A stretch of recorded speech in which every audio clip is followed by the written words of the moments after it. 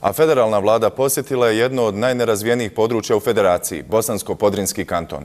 Sa domaćinima se razgovaralo o mogućnostima da se tom regionu dodatno pomogne.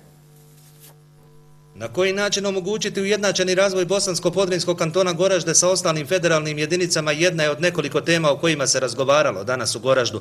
Prezentirani su i konkretni financijski pokazatelji stanja budžeta kantona u prvih 6 mjeseci ove godine. Osim izvornih prihoda koji su jedva dovoljni za pokriće plata budžetskim korisnicima, novčanih transfera u vidu pomoći viših nivoa vlasti Bosansko-Podrinjskom kantonu jednostavno nije bilo. Ipak danas se krenulo sa mrtve tačke.